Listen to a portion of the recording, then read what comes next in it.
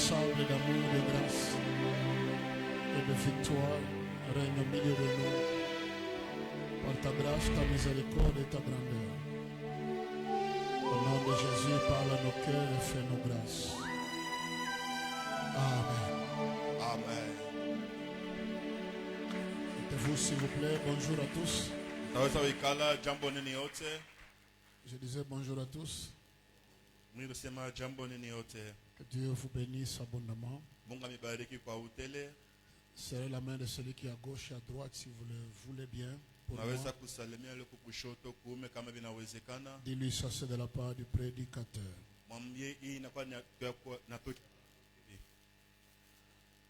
On va se lever pour lire Galates chapitre 5. On a commencé sur ça le vendredi passé. Nous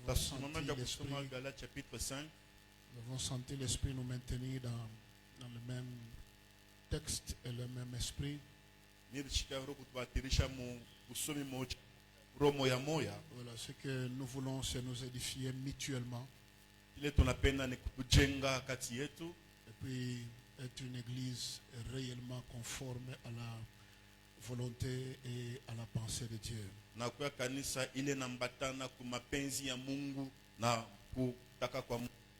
Je souhaiterais qu'on lise ensemble de 16 à 19. À 18, 16 à 18. Galates chapitre 5, de 16 à 18. Est-ce qu'on peut lire à haute, très haute, intelligible voix? On y va, 1, 2, 3. Si je dis. Marchez selon l'esprit. S'il vous plaît, c'est tout ce que vous avez comme écho. Montez un peu. Je dis donc, marchez selon l'esprit, et vous n'accomplirez pas les désirs de la chair.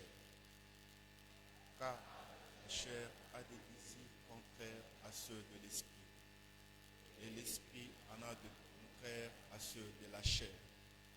Ils sont opposés entre eux, afin que vous fassiez point vous dire. Si vous êtes conduit par l'esprit, vous n'êtes point sous la loi. Parole du Seigneur, asseyez-vous s'il vous plaît. La Bible nous présente deux possibilités ici, qui sont quelque peu deux camps ou deux natures de l'homme, de la femme que tu es.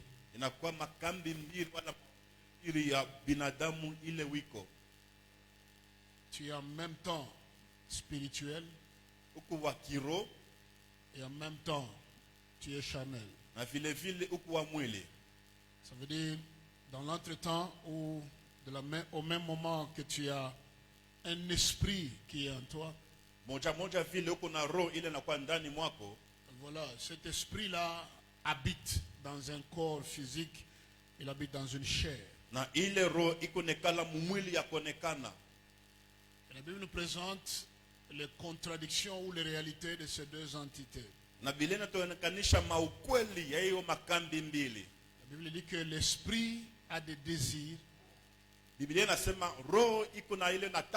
sont contraires à ceux de la chair. Alors c'est à nous de faire le choix de marcher soit selon l'esprit,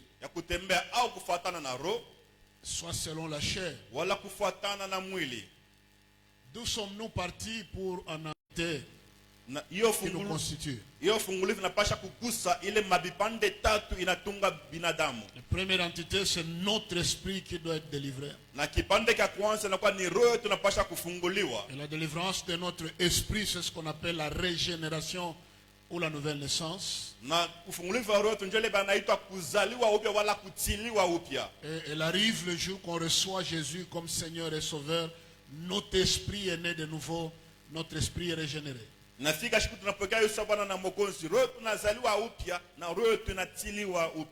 là que vous verrez quelqu'un, malgré qu'il a reçu Jésus comme Seigneur et Sauveur, il s'engage dans la carrière de la foi.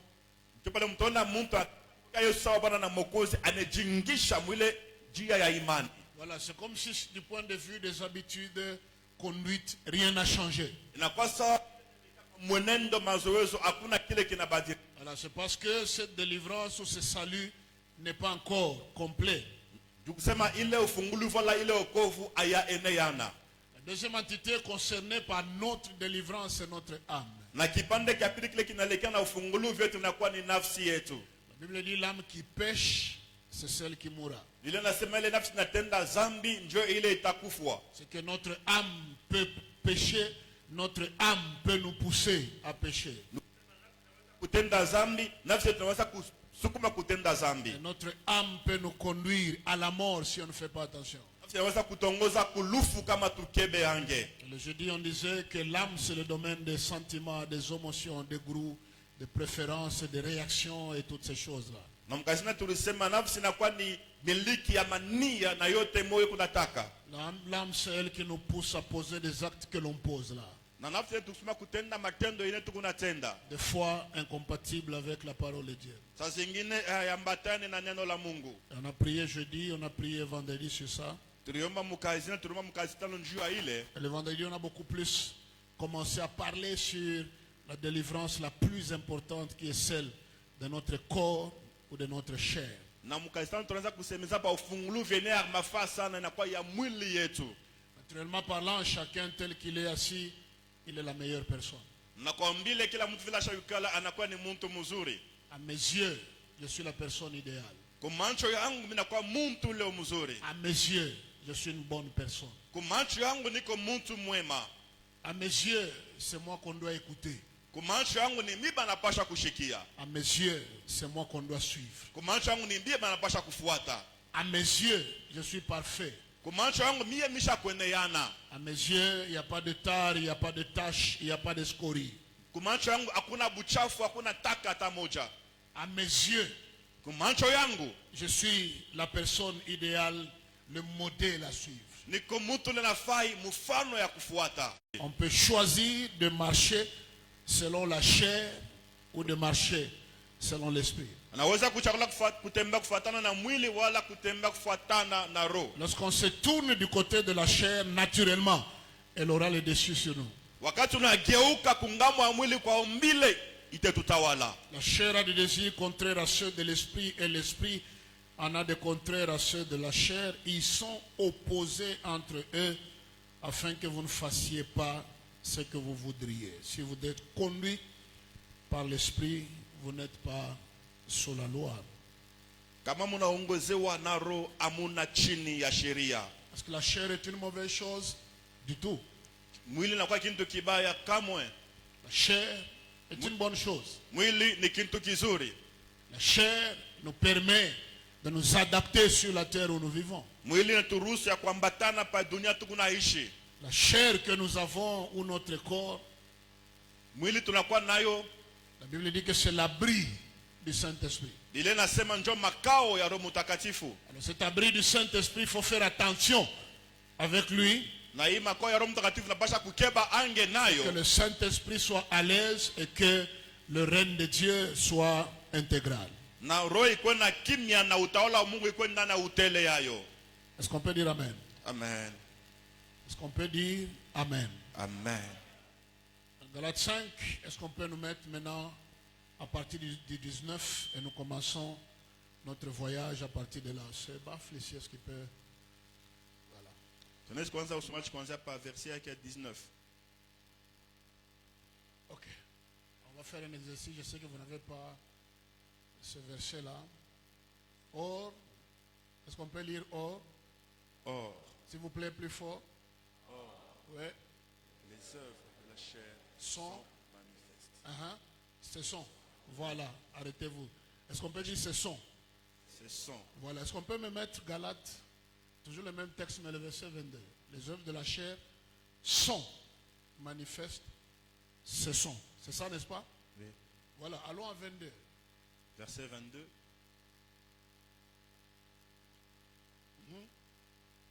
Est-ce qu'on peut aller? Là, on a parlé des œuvres. C'est pluriel, c'est singulier, s'il vous plaît. Singulier. S'il vous plaît, répondez-moi. Pluriel. Choriste. Est-ce qu'on peut dire c'est singulier, c'est pluriel? Pluriel. Voilà, mais là on commence. Mais Mais le fruit de l'esprit, Combien? S'il vous plaît, combien de fruits? un seul. Voilà, mais le fruit de l'esprit, c'est. Là-bas c'était, 100. s'il vous plaît, là c'était, 100. non, non, pas son. Ce sont. C'est 100. Est-ce qu'on peut dire ce sont? C'est 100. Dis au voisin, il y a un ce sont et puis il y a un C. Il y a un ce 100 et puis il y a un C. Dis au voisin, fais attention au ce sont. Ce sont.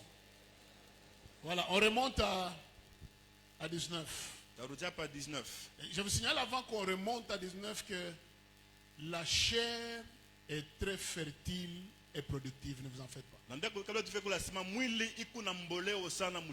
chair que tu portes là, elle est très productive et vous allez voir de quoi elle est capable.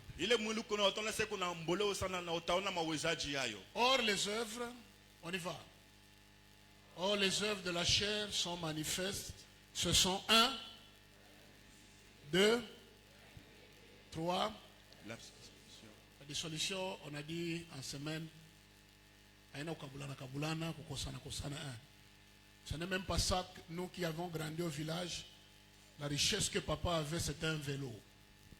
Alors nous qui étions habitués au vélo, comme un vélo na tobo que faut qu'il a, nous l'étais dissolution, à une dissolution à part. Dissolution, ça veut dire la débauche. Voilà, une conduite déréglée. Vous voyez un peu mes amis, une conduite déréglée. La débauche. La dissolution, 50e. Dissolution 50e. 3e. 4. L'idolâtrie. On y va, l'idolâtrie. 5. La magie. 6. Les inimitiés. 7. Les querelles. 8. Les jalousies. 9. Les animosités. 10.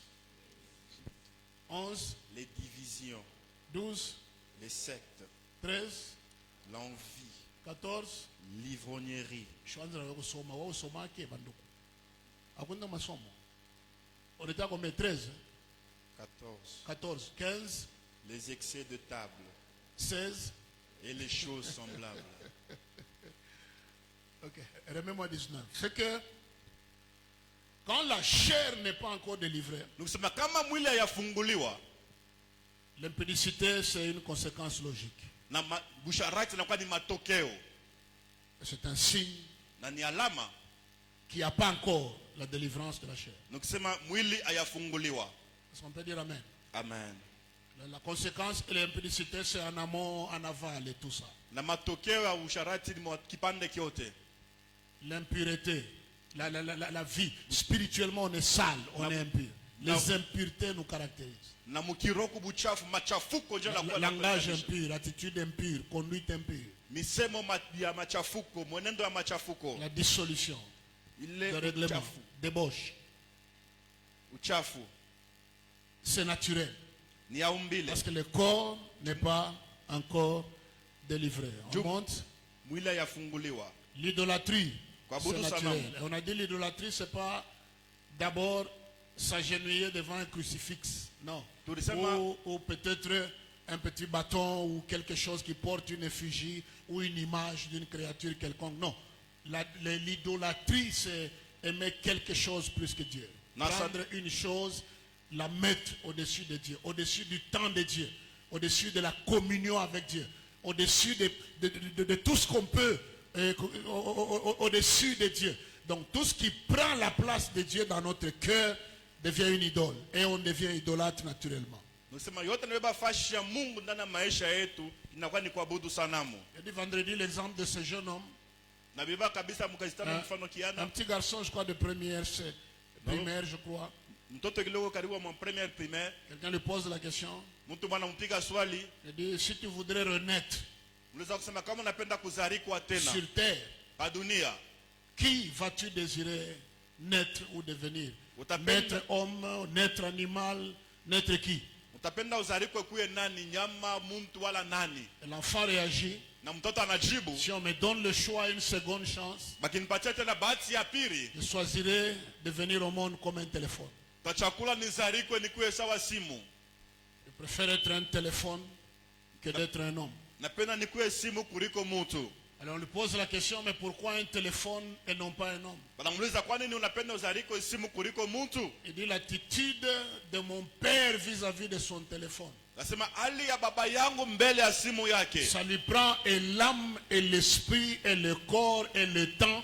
Inambeba na mwili na nafsi na roho na Au wakati. point que chaque fois que je suis à ses côtés, je ne signifie rien. Nikusema kufika na mkimo kusema kama niko pembeni yake amishina na maana shina na Il bei. mange avec son téléphone à côté. Eko nakula na simu yake pembeni. Il dort avec son téléphone au chevet de son Analala lit. na simu yake kukichwa kitanda. Quand il va dans la douche, il a son téléphone à côté. Akende kunawa maji kuna simu yake. Il peut avoir la mousse partout, mais quand on appelle là, il dit allô? Alezi kwa na sabuni fasho te bakite anajibu. Et quand il est au volant, le téléphone, il est à côté. Na kama na bulula gari simu kupembeni. Et quand je déplace seulement le téléphone de papa, papa devient rouge. Nikipeleka tu simu ya baba mpembeni, baba anageuka anakuwa na Il rangi dit, nyingine. même à 2 h du matin, papa parle au téléphone. Hata na saa 2 h du matin baba anazungumza Alors, kusimu yake. si papa pouvait m'aimer comme il aime son téléphone, Kama baba anabasha unipenda vile anapenda simu yake. ma vie ne serait pas ce qu'elle est aujourd'hui. Maisha yangu ibashe kwa kile iko leo. Elle m'a posé la question au voisin amicalement. Unisaidie kuuliza jirani wako kwa na roho mzuri yote. Quelle est la place qu'occupe ton téléphone dans ton cœur? Nifashika ni simu kunayo moyoni mwako. Tiens-le la main pour moi, s'il te plaît. Muombe kumkono njuu yangu mimi nakusi. J'attends que tout le monde se tienne par la main. Na chunga kila mtu abambane tu kumkono. Dis-lui, est-ce que tu n'es pas comme ce papa-là? Mwambie sawa hauna sawa ule baba ule. Est-ce qu'on peut dire amen? Amen. Quelqu'un peut désirer manquer de tout, mais avoir un téléphone. Mtu anaweza kutamani akose vyote lakini ashikose simu. Et puis des fois, c'est un téléphone où on ne t'appelle même pas. Toi, tu reçois 2 appels par semaine. Na nakuwa ni simu abakuitaki wanapokea hata mamwito mbili wiki mzima. Mais maintenant, c'est toi qui forces les appels. Nimiye, nimiye. Wewe unakatia kusema c'est moi, c'est moi. Comment tu regardes mon mosquée tout ceci? Nimiye Lambert, nimiye D'autres disent que Robert. non, c'est moi Lambert, c'est moi. On ne te connaît pas. Chacun veut avoir un téléphone et le téléphone occupe notre temps de prière, notre temps de méditation de la parole de Dieu. Regarde le téléphone. Regarde là où tu regardes dans ton téléphone. On va me dire que le mien il a iCloud. Est-ce qu'on peut dire amen? Amen. Dieu n'aime pas l'idolâtrie. Mungu ashipenda kesi kuabudu sanamu. Et ce matin, on peut décider de remettre Dieu à sa place dans Et sasa tutamata kuchukua mpango kurudisha Mungu pa fashi yake ndani ya maisha yetu. le sous-thème de que ton règne vienne est synonyme de remettre Dieu à sa place. Na shina ndogo ya kusema utawala wako ukwie ni kusema kurudisha Mungu pa fashi yake. Quelle idole tu as dans ton cœur? Il y en a, c'est l'argent. Kuna sanamu kani moyoni mwako bengine ni pesa. Touche à tout, mais n'ose pas glaner sur ce terrain-là. Bama biote lakini ushipime kwenda mukile kipande kule kiwanza kile. Est-ce qu'on peut balancer la main droite et dire, Seigneur Jésus, Seigneur Jésus, délivre-moi de toute idole dans mon cœur, délivre-moi de toute idole dans mon cœur. au nom de Jésus. Au nom de Jésus. L'idolâtrie, la magie, les Uchawi inimitiés, na uadui, les querelles. ugomvi. Quand tu es au niveau de te quereller avec les gens, c'est que tu es trop charnel. Kama kumukimika pokotana na bandu nikisema kuwa mwili sana. Et il y a d'autres gens, le volume de la chair, il est tellement costaud Kubantu bengine kipimo ya mwili kiku tellement kinene sana. que moi je ne préfère pas souvent les appeler des charnels parce que ça ne convient pas. Il y a des gens qui sont trop viandés. Ils se sont partis du niveau de la chair à la viande. Donc c'est bantu bamtoka mukipimo kamili banakuwa ni mukipimo kya nyama. Pose la question au voisin, tu n'es pas trop viandé? Nous sommes à ona mtu wa nyama nyama sana. Est-ce qu'on peut dire amen? Amen. Et il y a des gens qui se querellent à tout bout de champ. Kubantu bena kokotana tu atapa bule hivi. Il y a des gens partout où ils arrivent, avant qu'ils ne se séparent, il peut y avoir une querelle. Kubantu bengine atana fika fashi wote wanafika kabla bachane paka pakwe makokotano. Les querelles ne sont pas réservées aux enfants de Dieu. Nous sommes des enfants de paix. Chitu batoto ya salama na makokotano na hiyo kipande ketu. Vous savez que ma querelle ina tuprivaka kumbele huku na babaraka ya mingi sana. Tu veux que les querelles nous privent là dans l'avenir de grandes bénédictions. Utono le muntu unakosana naye leo. Kesho Mungu anamueleve anakuwa personnalité importante. La personne avec qui tu te querelles aujourd'hui, demain elle peut être très importante. Tu n'arrives pas à donner ton dossier. Les inimitiés. Ou à douille. Nous, on doit briller par l'amitié et non pas les inimitiés. Les querelles, les jalousies. Quand on jalouse quelqu'un, on ne prendra pas ce qu'il a. Est-ce qu'on peut dire Amen? Amen. Vous me jalousez, vous ne changerez absolument rien. Vous perdez votre temps. Voilà, moi j'ai dit jeudi ou vendredi que le plus grand combat à mener, il n'est pas contre les hommes. C'est peut-être contre Dieu. Contre Dieu, pourquoi? Parce que si Dieu bénit quelqu'un, toi tu commences à combattre cette personne, tu ne changeras rien. Va vers Dieu pour lui dire pourquoi tu l'as béni, pourquoi tu l'as élevé. C'est pourquoi Dieu, dans sa manière, moi je dis toujours, Mungu anakufuatilia kapana. Yes. Mungu na vile nakalaka ule muntu mnachukia, njoo atakapaka na muongezea jusqu'à ce que mta découvrir que maro yenu ndio il faut mu travailler. Amen. C'est amen ya bien. Amen. Les jalousies, Bouivou. ce qui suit c'est quoi? Les animosités, les disputes, les divisions, Kabulana, les sectes, on monte, l'envie. Tama. Est-ce qu'on peut dire ensemble l'envie? L'envie. Vouloir ou pas, chacun de nous assis ici, même moi-même, nous avons toujours une petite dose d'envie.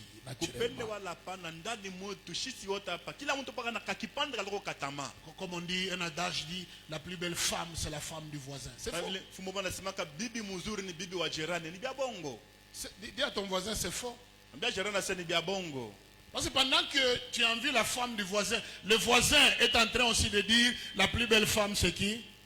C'est la femme du voisin. Finalement, on va où? N'envie personne, n'envie pas ce qui appartient à quelqu'un. Dehors, il y a des jeeps, dehors, il y a des voitures. Si peut-être c'est une moto que tu as garée dehors, au moins tu as garé un moyen de déplacement à l'extérieur. Contente-toi de ça et tu es normal au milieu des humains. Ta valeur n'est pas proportionnelle aux choses que tu as. Ta valeur dépend de qui tu es en Dieu, c'est tout. Quand on commence à s'envier, c'est là qu'il y a des meurtres, c'est là qu'il y a des éliminations, c'est là qu'il y a des trahisons. C'est à cause de l'envie. On convoite ce qui est à quelqu'un d'autre qui n'est pas à soi.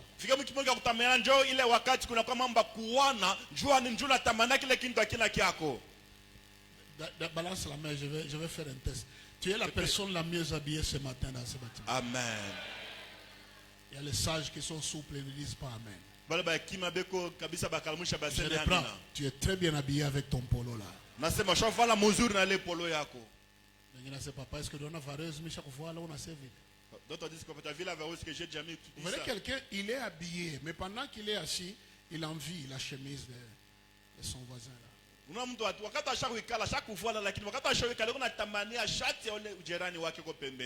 vous savez que muntu envie, ni muntu la teswa kasana, wa matamani, muntu wa kuteswa sana. Vous savez, une personne envieuse, c'est une personne qui souffre beaucoup. Parce que chaque jour qui passe, tu verras quelque chose que tu n'as pas, mais que tes voisins ont. Dis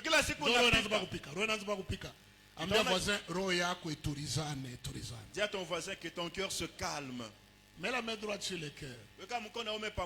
Sema moyo wangu. Moyo wangu. Tangia leo asubuhi. Tangia leo asubuhi. Tulia. Tulia. Hauna na makuta? Hauna na makuta? Tulia. Tulia. Unapata makuta? Unapata makuta? Tulia. Tulia. Ukibarikiwa? Ukibarikiwa? Tulia. Tulia. Voisin kibarikiwa? Voisin kibarikiwa? Tulia. Tulia. Au nom de Jésus. Au nom de Jésus. Acclame ton cœur là, il a entendu. Shangilia moyo yako inashikia. Ça va jusque là? Amen. L'envie, l'ivrognerie. S'il vous plaît, l'ivrognerie, on a dit que ce n'est pas seulement forcément le fait de vous enivrer. Parce qu'il y en a qui disent que, oh non, non, la Bible dit ne vous enivrez pas de vin, c'est de la débauche. Répondez-moi s'il vous plaît, qu'est-ce qui enivre?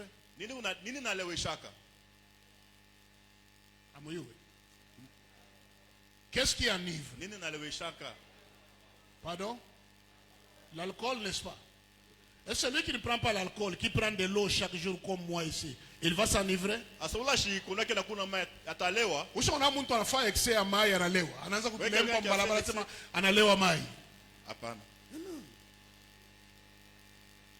Vous savez, Jésus c'est le meilleur enseignant de tous les temps, le meilleur stratège dans le domaine de l'enseignement. Na Yesu anakuwa ni mwalimu mzuri wa wakati yote. Bandugu, munaona hii kanisa yetu, siku yote mtakuyaka. Kuma siku mtakuta mahubiri ya modeli moja hivi mnashikia butamu na vile mnatoka. Mashiku nyingine na hiyo mtakuta kama mahubiri ka hivi. D'autres jours vous trouvez des prédications, vous êtes content, vous sortez un. D'autres jours comme on est mal à l'aise mu niveau. Si tu es mal à l'aise à ce niveau, c'est pour dire que maungu ingana tawala. Ça veut dire que la chair continue encore à régner. C'est amen. Amen. Jésus dit quoi? Yesu anasema nini? Là on vous a enseigné que l'adultère c'est prendre la femme d'autrui, le mari d'autrui de façon pratique.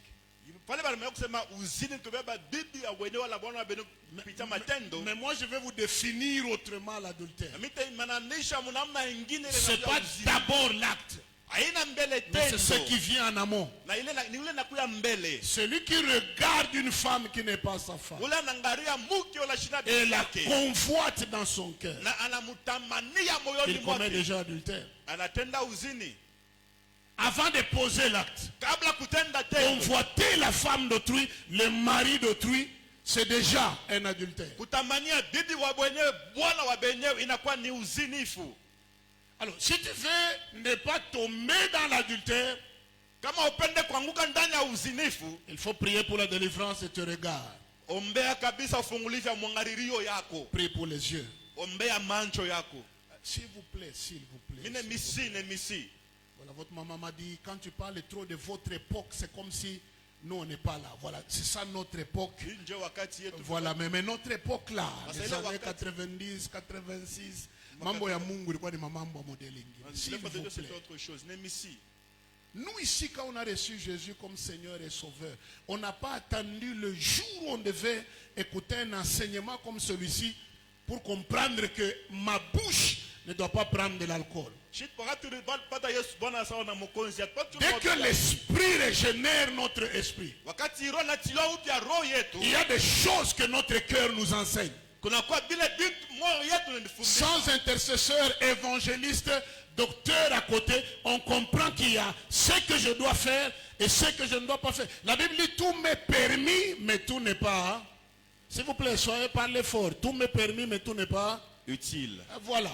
Même seul là, si tu luttes encore à certains niveaux, je me pose la question, si ta conscience vit encore. L'ivrognerie. La question c'est cet alcool là, elle t'aide à quoi?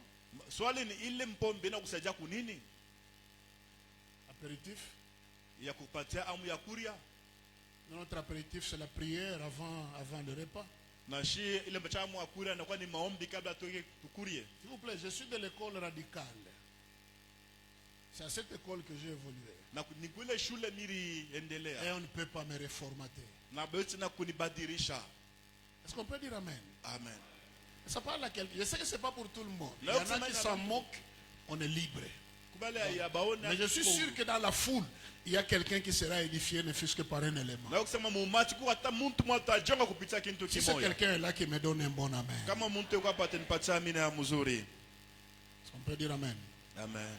L'envie, l'ivrognerie, les excès de table et les choses semblables. Je vais un peu élucider les choses semblables. Voilà. Comme je vous ai dit, la chair est très fertile, elle est très productive. Paul était fatigué, il dit seulement les choses semblables. Dans les choses semblables, il y a la cigarette. Écrivez mes amis là-bas, à l'écran. La cigarette. Est-ce qu'on peut dire la cigarette? La cigarette. La cigarette, c'est juste l'envie de la chair. Et vous verrez les fumeurs, c'est des orgueilleux pour rien. Quand quelqu'un fume sur la route, il a une pose comme si il est le plus riche du quartier.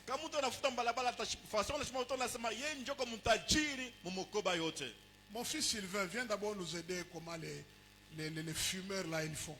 Mais lui n'a pas fumé, ne vous en faites. Chaque fois qu'il imite les fumeurs, il dit, je me dis, est-ce que cure d'âme il faut dire à tout l'été les cabisses bien. Alléluia. Un fumeur, c'est un frimeur. Et puis le fumeur se dit comme si toutes les filles du quartier l'aiment. Je ne suis pas de cher, papa pasteur. C'est comme si toutes les filles du quartier l'aiment. Aucune fille ne peut.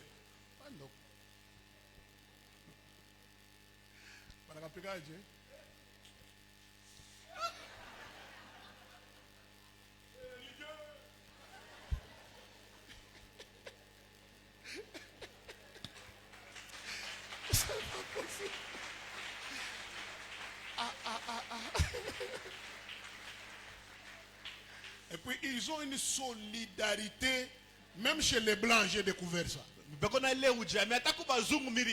Moi, mon manaka makuta, mais ba fumeur là, manaka tu mamego. Vous ne donnez pas l'argent, mais les fumeurs ne manquent pas de cette. Et puis vous verrez, il n'y a rien dans tout ça, c'est la destruction. La masturbation se trouve dans les choses semblables. Il y en a qui sont là, qui luttent avec ça. C'est une œuvre de la chair. Quelqu'un peut dire amen. Ce qui est bizarre, c'est qu'il y a des mariés aussi qui tombent dans le piège de la masturbation. Masturbation, ce sont les œuvres de la chair. Dans les choses semblables, troisièmement, il y a le colportage. Le colportage.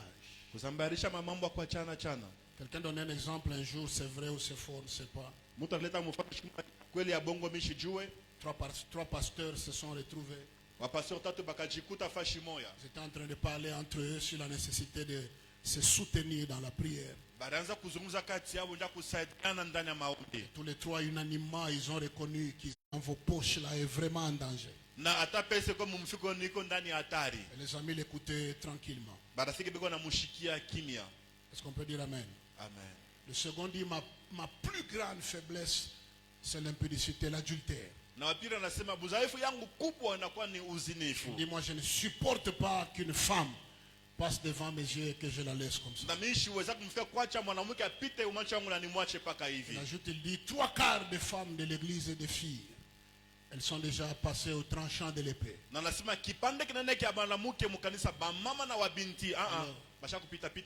Les deux se tournent vers le troisième et disent mais qu'en est-il de toi? Et le monsieur dit moi ma plus grande faiblesse c'est le colportage, c'est parler. Mie amwezi kuniambia mambo inabakiria pangu. Quelque chose, ça reste sur moi. Mambo yote mina shikia paka niseme. Tout ce que j'entends, il faut que je le dise. Hata imungu naniambia hapa ni unawaza nianze deja kulalamika. Même ça que vous me dites là, je pense déjà à colporter. Et tout le monde a fui, on l'a laissé. Il y a des gens qui parlent trop. Il y a des gens qui parlent trop même dans l'église. Un prof nous disait toujours, trop parler peut tuer.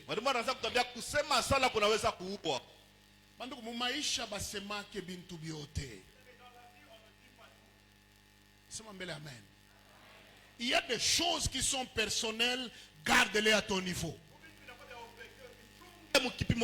Tu signes un contrat aujourd'hui, tu n'as pas encore reçu le premier salaire. Tu commences déjà à le raconter partout. Il y a des gens qui parlent.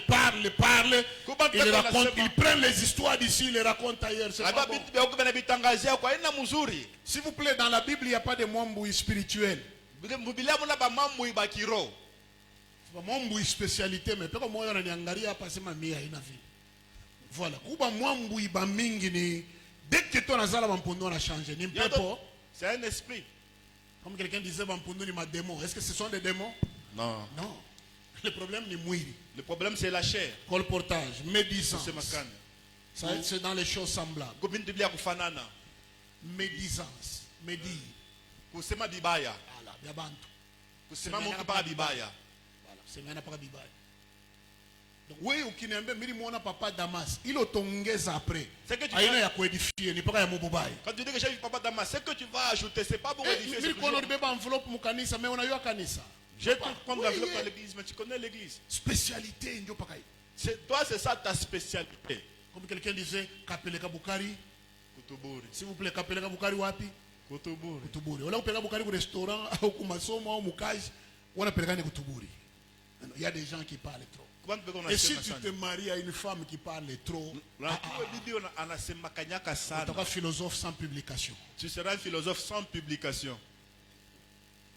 Ce qui est bizarre, c'est que ce qui est bizarre, même des garçons, bien des hommes qui parlent trop. Moi, tous mes enfants qui m'entourent, je les connais. Je connais bien papa Sylvain. Je connais bien depuis ses ongles. Je vais mettre en confiance dans quoi? Je sais que dans ça, non, et je vais espérer dans l'autre. Je connais Patrick c'est qui? Je connais Maître c'est qui? Je connais Yannick c'est qui? Je le connais tous. Dieu voisin, même toi papa te connaît. D'autres, s'il entend un petit problème, la bouche commence à chatouiller. Il y a des gens, quand tu veux partager certaines choses avec elles, faites doublement attention.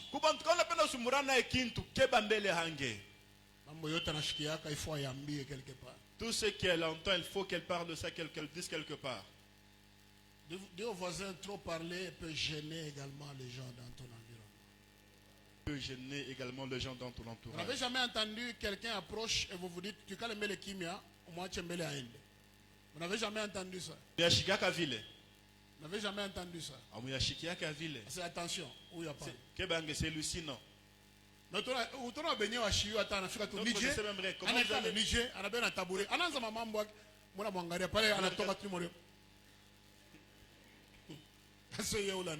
Le voilà, il est parti. Ça bénit quelqu'un ou ça ne va pas? Dans les œuvres de la chair, on n'a pas énuméré là, mais j'ai lu ça dans la version originale. Des choses semblables, il y a aussi la colère. Est-ce qu'on peut dire ensemble la colère? La colère. Il y a des gens, quand ils piquent une colère, ils doivent casser quelque chose pour se maîtriser.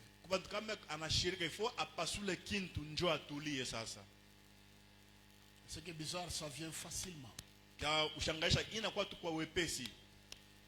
suis colérique. Moi je suis colérique. Et la colère à l'occasion de rien. Et de fond se fâche contre quelqu'un qui n'a rien fait de mal. Parce qu'on est dominé par la colère. Les choses semblables, il y a aussi le vol. Le vol. Est-ce qu'on peut dire amen? Amen. Jeunes gens, dans les choses semblables, il y a aussi le fait de lorgner sur quelqu'un qui est dans la douche. Il y a des gens qui aiment lorgner les autres qui se lavent. Maintenant, au vif, quelqu'un vient avec empressement. Il dit, je dois témoigner. Je dois vraiment témoigner. On dit, viens d'abord sur le côté ici. Tu veux témoigner de quoi? Dis-moi, j'ai lorgné dans la chambre de mes parents. Et c'était ça, ma vie. Ça arrive ou ça n'arrive pas? Vous avez déjà... Bon, je pose la question autrement parce que tu te dis, si tu dis que ça arrive, ça va être toi qui lorgne. Est-ce que vous avez déjà entendu ça ou pas? Vous avez déjà entendu ça? Il y a des gens qui le font. C'est des malédictions qu'on ramasse seulement. Dans les choses semblables, il y a l'insolence. Surtout la génération actuelle, il y a trop d'insolence. À notre époque, on ne pouvait pas, on nous éduquait à ne pas se battre contre un aîné. Il en a un aîné, il est comme ton grand frère, il est comme ton père. Mtu huwa anakuwa sawa baba yako, anakuwa sawa mzazi yako. Actuellement, il n'y a plus de notion d'aîné dans notre société. Hii wakati leo hakuna ile ufahamu ya bukubwa. On est insolent vis-à-vis de tout le monde. Uko na kibengo mbele ya bantu bote. Il y a des gens même à la chorale. Quand il ouvre seulement la bouche, là, vous commencez à fouiller. Bando ta ngule kino yake mnaanza kimbia. Vous allez regarder l'âge de la personne qui parle. Ce n'est pas notre chorale. C'est la Aina chorale kwaya là yetu. de Rumangabo. Rumangabo. Là-bas. Amen. Amen. Amen. Amen. Quand il ouvre seulement sa bouche, Akifungula tu kino la yake. réponse qu'il va vous donner, vous n'allez pas dormir la nuit. Na jibu atakupatia bushi kwa utalala. Dans les choses semblables, il y a le mensonge. Bitakufanana mnakuya bongo. Est-ce qu'on peut dire Amen? Amen. Dans les choses semblables, il y a les embrassements chez les fiancés. Bitakufanana mnakuwa kule kukumbatiana ndani ya uchumba. Pourquoi vous vous réchauffez? Namna mtapata kifukutu. Pourquoi vous réchauffez? Kwa nini kupatiana kifukutu? Je peux être à l'aise? Mimi sikuwa na kusema na kimya yote na ustarehe yote. Je demande la permission. Je me souviens, Mimi naomba ruhusa. je peux être à l'aise? Mimi naweza kusema na uhuru yote. Les filles, alléluia. Les filles, alléluia. Les garçons, alléluia. Vous savez, une fille normale doit aller chez elle vierge. Na binti ule ko sawa anapasha kwenda kwake eko bikira. Il y a eu un silence dans la salle. Na kwa kimya mu makutano. Le meilleur cadeau on donne à son mari, c'est sa virginité. Na zawadi mzuri napatia bwana wako na kwani ubikira wako. Il arrive des circonstances où il n'y en a pas. Mais je parle aux filles. Voilà, vous êtes d'un certain bas âge et tout ça. Ne vous livrez pas à n'importe quoi. Uko ngariki kiana ushitoka kukintu kyote kyote. Un garçon normal doit aller découvrir l'intimité sexuelle dans sa maison. Na kiana ule ko sawa anapasha kwenda kufumbula ile ushirika ya mwili ndani ya ndoa yake. Est-ce que les mamans et les papas peuvent dire amen parce que les enfants ne disent pas amen? Amen. Mais toi mingi ukikangalia tu pa mancho kasha kuyua mingi sana. Quand on regarde seulement sur ton visage, il connaît bien, elle connaît trop. Les fiancés ne font que s'embrasser. Département Wachumba c'est biko na kumbatia. Papa Tidou, c'est un problème sérieux. Mais vous le traitez. Maman Angèle, Morabakatazaka. Apana. Ambia voisin, dactylo a autorisé n'importe quand. Dactylo. Il y a des jeunes gens. Kubabiana. Non. Apana. Una kawe, au ya kaoa, kaisha au ya tumika. Masomo yenyewe ufunde. Masomo yenyewe au yaisha. Makuta una huko kwenu. Epi paka tuanamuke leo huko kesho kutwa. Non.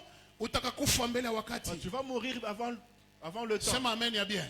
Amen. Garde-toi pur, ne laisse pas la chair prendre le dessus au nom de Jésus. Amen. Sema amen. Amen. Dans les choses semblables, il y a les critiques, il y a le manque de respect aux parents.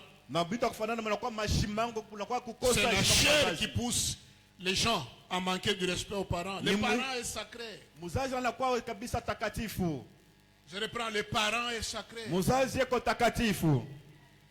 La personne du parent est sacrée. Et les gens vont plus loin à dire que les parents ont Mungu hapa dunia. Et les gens vont plus loin pour dire que le parent c'est lui ton Dieu sur terre. Vous voyez des jeunes gens qui désobéissent aux parents, qui manquent du respect aux parents, qui giflent même les parents. On a pika baba ko lupi, anapasuka milomo. Tu gifles ton père et il y a une blessure sur ses lèvres. Toi tu crois que tu portes la bénédiction sur ta vie.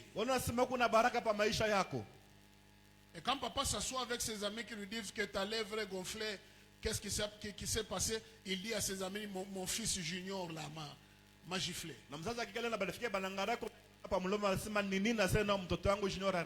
amis, vous savez l'enseignement que l'on donne ici. Il ne faut pas le prendre à la légère. Ce sont les pistes que le diable exploite pour nous envoûter et pour nous posséder.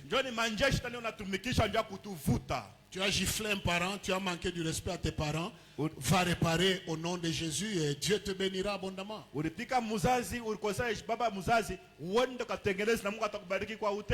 Est-ce qu'on peut dire amen? Amen. Qu'est-ce que la Bible dit sur les animosités? Ephésiens chapitre 4, le verset 31. Ephésiens chapitre 4, verset 31. Ephésiens chapitre 4, le verset 31. Voilà, que toute amertume, toute animosité. Est-ce qu'on peut dire amen? Amen. Que toute amertume, toute animosité, toute colère, toute clameur, toute calomnie et toute espèce de méchanceté disparaissent du milieu de vous. Amen. Disparaissent où? Du milieu de vous. S'il vous plaît, disparaissent où? Du milieu de vous. Maintenant, le vous là, c'est qui, frère? Il ne faut pas dire du milieu de vous. Moi, je pose la question à cette assemblée. Du milieu de qui? Du milieu de nous, n'est-ce pas? Amen. Que ces choses disparaissent. Donc, on ne trouve pas les histoires comme l'amertume parmi nous, les animosités, les colères, les clameurs, les calomnies, la méchanceté. On ne trouve pas ça dans l'église de Jésus. Avant qu'on ne trouve pas ça dans l'église de Jésus, il ne faut pas qu'on trouve ça dans mon cœur, qu'on trouve ça dans ton cœur.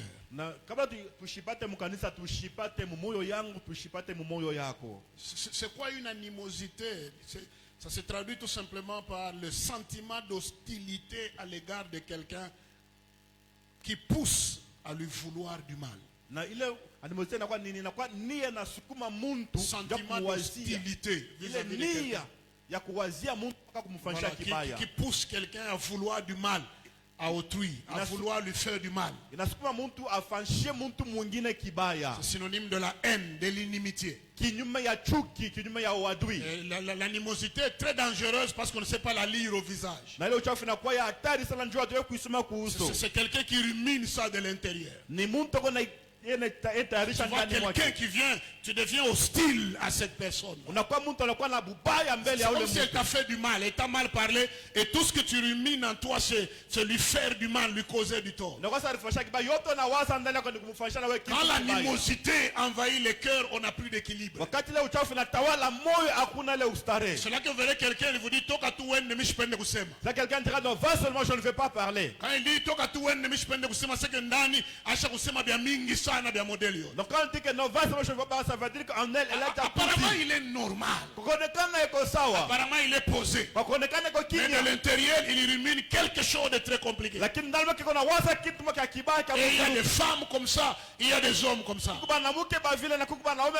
Que Dieu nous aide pour que l'antipathie, la haine, les inimitiés, les animosités, la violence, attitude violente disparaissent au milieu de nous au nom de Jésus. S'il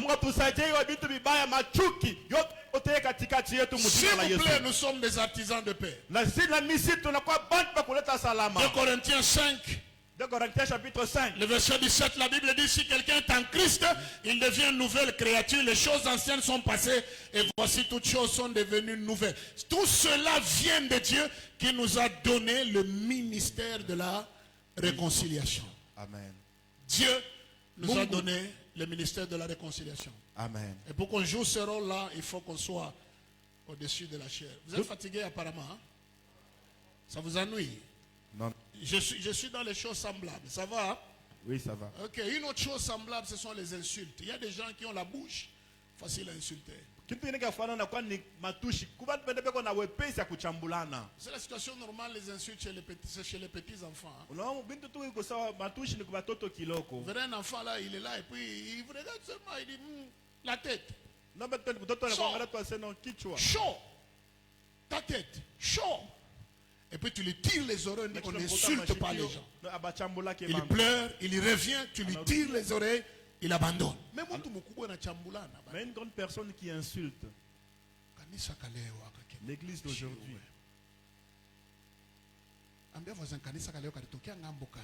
Dites aux voisins, d'où est venue l'église d'aujourd'hui?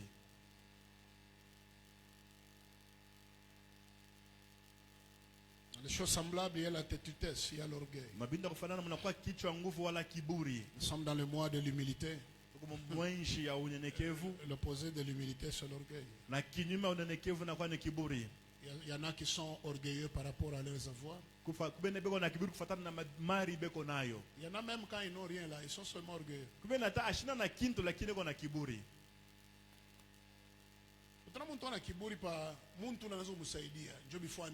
Moi, quelqu'un qui est orgueilleux devant la personne qui fait les disant, ça va faire quoi? C'est compliqué. La rancune, l'orgueil, l'ivrognerie, l'hypocrisie, la rébellion, la violence, les meurtres. les choses semblables. iko na kwa ndani ya bintu ya kufanana. La Bible dit que ceux qui sont à Christ, ils ont crucifié leur chair avec ses passions. Na Biblia inasema bale beko ndani ya Kristo balisurubisha mwili yayo na matamaa yayo. La place de la chair, de la conduite charnelle, je finis. Fashi ya ongozaji ya mwili, mina tunamaliza. Toutes ces choses, leur place, c'est pas en toi, sur toi ou chez toi. Leur place, c'est à la croix de Golgotha. Ile bintu bete aina kwako juu yako bile fashi yayo inakuwa ni kumsalaba. Est-ce qu'on peut dire Amen? Amen. Est-ce qu'on peut dire Amen? Amen. Mettez-moi 22. Voyez ce que la chair produit, on va énumérer. Wana kile Ok, mwili na là, j'ai ongoza. donné à peu près combien de choses semblables? À peu près. 13, 15. C'est plus que ça, petit. On comprend. Voilà, 22. Galates 5, 22. Voyez ce que l'esprit peut engendrer. Pour vous dire que la chair, elle est très compliquée. Est-ce qu'on Wana peut kile dire Amen? unaweza kuzala. Amen. Est-ce qu'on peut dire Amen? Amen. S'il vous plaît, tu es marié, contente-toi de ton conjoint, c'est tout. Dioko shakolewa furahikia tu na jirani wako na. Il n'y a pas mieux que ce que tu as chez les conjoints. Hakuna kizuri kupita kile unakuwa nacho kwako. Les belles femmes, il y en aura. Les enfants continuent à naître. Batoto Les bazuri filles tapata continuent à kuya. grandir. Mabinti Maintenant, bazarikwa. s'il faut bouger face à tout ce qui bouge là, qui passe devant toi, tu crois que c'est ça qu'il y a de mieux? Non, non. Kwani kutenga bila hiyo na kwa bizuri hapana. On est mariés, soyons sérieux. Shakolewa kwa tu wa kimya. La Bible dit que celui qui commet impudicité pêche contre son propre corps, Bile sa nasema propre natenda chair. usharati kwa natenda kinyume mwili yake. Reste à la maison. Baki kunyumba. Surtout vous qui allez dans des voyages, des missions, des voyages, comment on appelle ça? Comment on appelle ça? Mission. J'allais dire mission évangélique. Mission de service. Comprenez, moi je suis dans l'évangélique. Mission De service. Voilà, mission de service, vous arrivez à Kin, vous êtes dans des grands hôtels. Écoutez, où est-ce que vous avez hôtel? Ni Yesu ndio anapermettre uanze kulala mwile ma hôtel. Toi, tu n'as pas grandi dans cet hôtel. C'est Jésus qui a permis que tu dormes dans cet hôtel. Si la femme est restée loin, respecte-toi dans cet hôtel-là. Kama mke aribaki ambaru ujeshimie mwile hôtel ile. Est-ce qu'on peut dire Amen? Amen. Il y en a qui sont souples. Anda gishasa wana bandugu yake. Acha kuliyua. Asema ile makutele ya hotel munikaburiye mitalala kwa muyomba. Yote qui sont Anda kulala kwa muyomba arudia mujibu. Tout ne vous est pas permis. yote ainiruhusiwe. L'argent de poche qu'on vous donne, la payer les ciments, construisez la maison. Pesa ya banampatia uza sima na N'allez weke pas nyumba. dans d'autres histoires. Mais les fruits de l'esprit, hein? Parlez maintenant. Vous n'avez plus parlé, hein? Mahubiri mbaya sana leo. Ne vous en faites pas, je n'ai pas encore fait 1 heure. Ne vous en faites pas, j'ai l'horloge là-bas. J'ai un échec à 1 heure. C'est même pas encore 1 Monsieur, heure. c'est Michel débordé, mais maman est bougie tout en matière. Le problème c'est la lourdeur de la matière. Tellement que mon offre, comme mon mukanisa, mon offre. Tellement qu'il y a une Il grande faut part. toucher mon offre, toi, tu es tout esprit. Il faudrait enlever la chair pour laisser Est-ce que l'esprit. le message bénit quelqu'un? Amen. Et puis, moi, le message, once tu réparer mon rôle, il y a Mungu. Et dans ce Sinon, message, ni ma marton, poum, inimi, poum, ingrédibi, poum, ma Mungu, pardon, poum, Mungu mintakouf. Donc, tu répares seulement. Le fruit de l'esprit, 1, c'est l'amour, 2, la joie, 3, la paix, 4, la patience, 5, la bonté, 6, la bénignité, 7, la fidélité, 8, la douceur, 9, la tempérance. monte.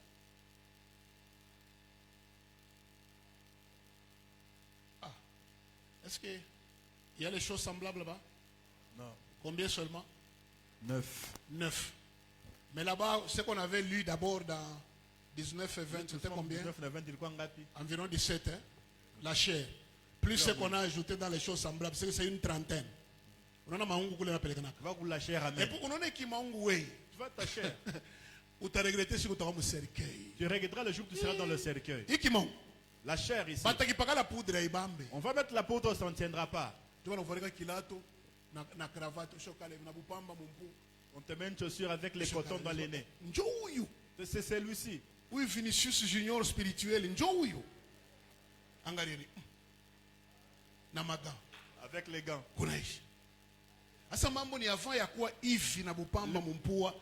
Sois sûr que tu marches selon l'esprit sur la terre. Le problème avant d'être avec les cotons dans les Comme nez. ça, quand tu quittes la chair, tu vas te reposer dans l'éternité avec Dieu. Non, qui toque mon musique, mon milele pas moi. 22, 22, 22, 22. Montez, montez, montez. On lit seulement tunasoma 22.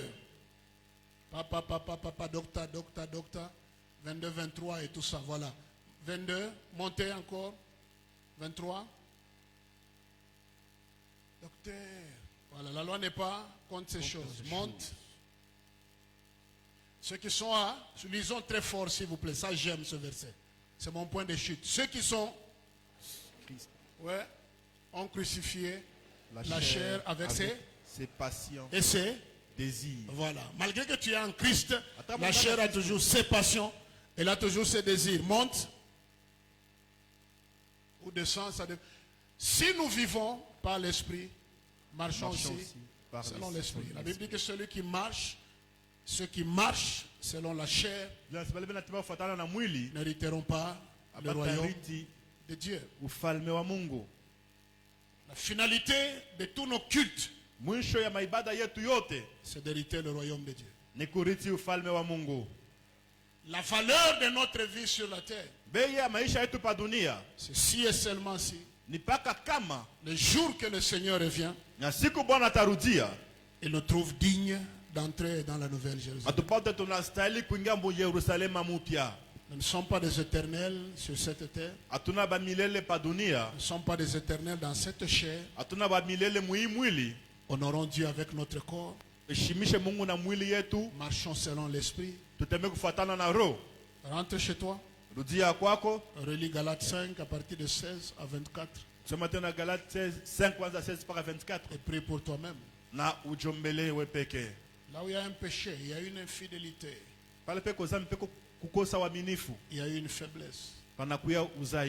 Dieu ne nous a pas donné ce message pour nous condamner.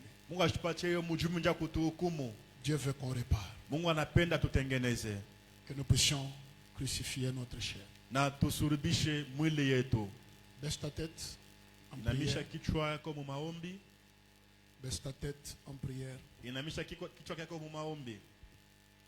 Je voudrais qu'on dise merci au Seigneur pour ce message que nous venons d'écouter sur la délivrance de la chair. Ce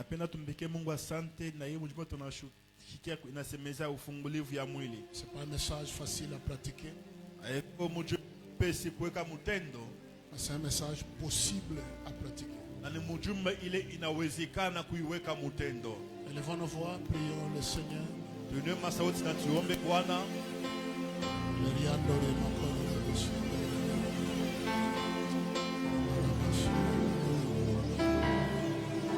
Ce que tu fais, c'est que nous soyons des femmes spirituelles.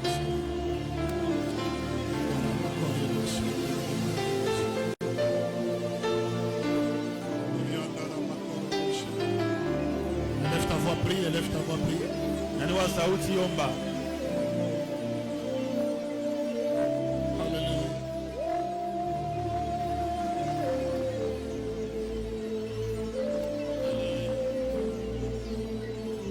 Est-ce que je peux faire une prière, Seigneur, aide-moi en rapport avec le message de ce matin. Il a été terre à terre, il a été pratique, il a été clair. Demandons au Saint-Esprit de nous aider par rapport à ce message.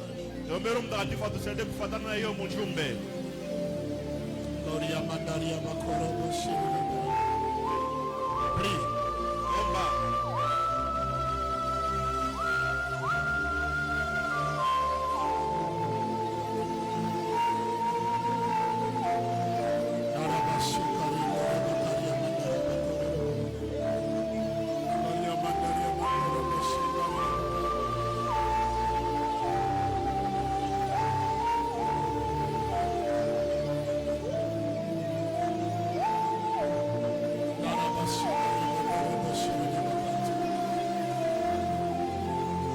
Est-ce qu'on peut être debout à ce stade? La prière simple avec humilité, Seigneur, aide-moi. Par rapport à la chair, aide-moi. Délivre-moi. Enlève toutes ces scories que tu as énumérées ce matin. Et fais-moi grâce ce matin. Prie de tout cœur. S'il te plaît, tu te connais toi-même. Na usifahamu pekee. Tu connais ta vie, tu connais la vie que tu mènes. Unajua maisha unaishi. Tu connais les faiblesses que tu as. Unajua maudhaifu unakuwa nayo. C'est à toi de parler au Saint-Esprit. Ni kwako kusema na Roho Mtakatifu. Il y a des choses qu'il a martelées, qu'il a pointées. Unakuwa vitu bila ritaya. Incline-toi seulement devant le Saint-Esprit. Inama tu mbele ya Roho Mtakatifu. Ce que nous voulons, Seigneur, c'est marcher selon l'Esprit pour ne pas accomplir les désirs de la chair. Aide-nous à crucifier notre chair. Aide-nous à crucifier notre chair avec ses passions, avec ses désirs.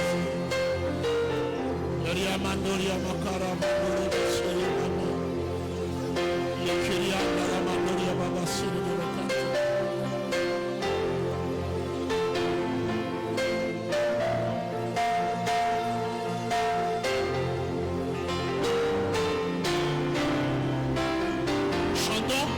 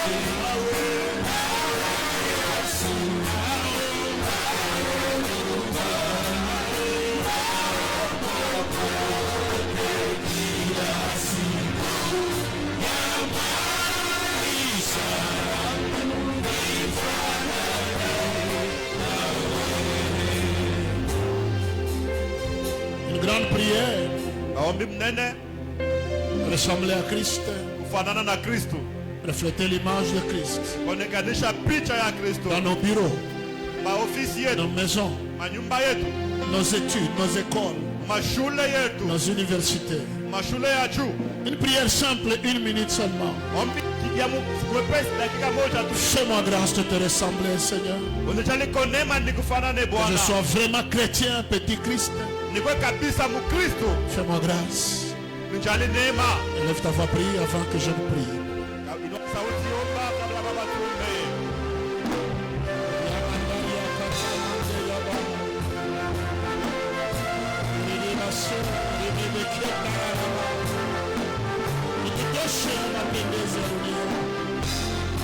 Hallelujah.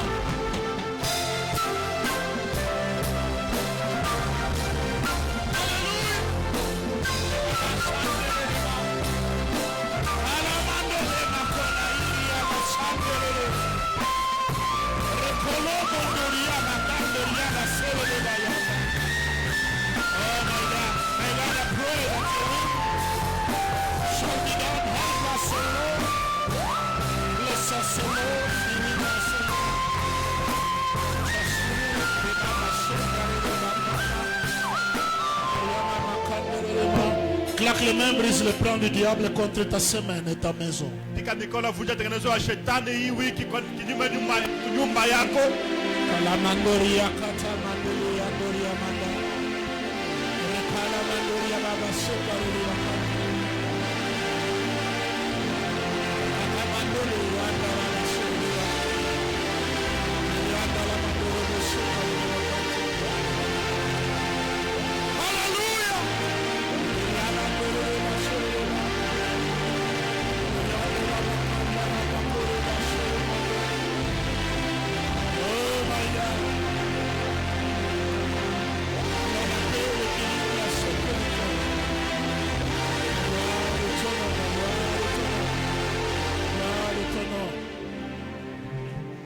Kila siku ya maisha yangu nifanane nawe Baba, nifanane.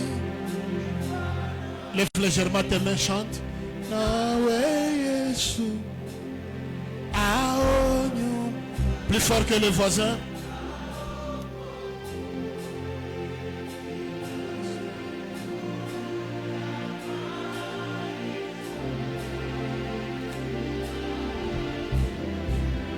Chante en forme de prière, élève encore ta voix plus fort.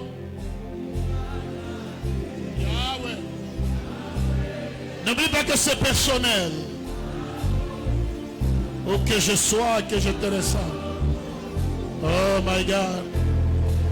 Riamandori makari andole makata.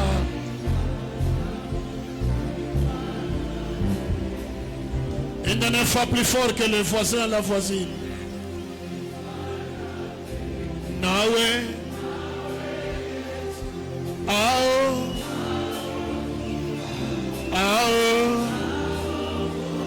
kila siku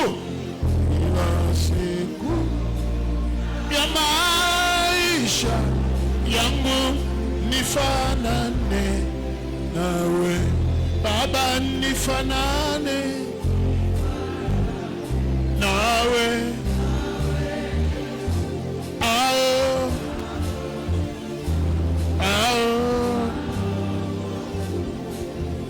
kila siku ya maisha. Rabasanda Ramakondo Riamo. Lève tes mains. Seigneur de gloire, la quintessence de tout ce que nous faisons, nos prières, prédications, c'est que nous puissions te ressembler, Seigneur. Parler comme toi, regarder comme toi, toucher comme toi, vivre comme toi dans notre environnement. Être tes copies conformes, Seigneur, tes reflets, le reflet de ta personne dans notre milieu auquel on aille. Ne laisse pas la chair prendre du volume en nous, prendre du volume sur nous, Seigneur. Et permets tout simplement à chacun de nous de vivre au-dessus des passions de la chair, des désirs de la chair, pour accomplir ta volonté de grâce, de grandeur et de miséricorde. Nous sommes là comme des vases d'argile, des vases faibles. Dans ce filet que tu as jeté au milieu de nous, ce coup de balai ce matin, nous nous sommes retrouvés quelque part. C'est pourquoi je t'en supplie, change les faiblesses de la chair en force par rapport à la chair ce matin. Qu'on ne soit plus au niveau de dépendre de la chair, de satisfaire la chair, mais que soit au niveau de crucifier la chair. Merci de bénir notre Église, de bénir ton Église, de bénir ton peuple. Ce message est sanctificateur, purificateur. Je t'en supplie, donne-nous des qualités que nous n'avons pas ce matin. Pour la semaine, je prie pour ta sécurité, ton règne sur nos parcelles, nos maisons, nos biens et tout ce qui nous concerne. Laisse que par ta grandeur infinie et ton amour insondable, que ce peuple soit béni, sécurisé, gardé par toi toute la semaine. Crée des emplois, crée de nouveaux couloirs et bénis ce précieux peuple pour la gloire de ton nom. Au nom de Jésus, agrée les offrandes, les dîmes, les engagements volontaires et les actions de grâce. Amen. Acclamez à chez toi. Dika mikono na ikala.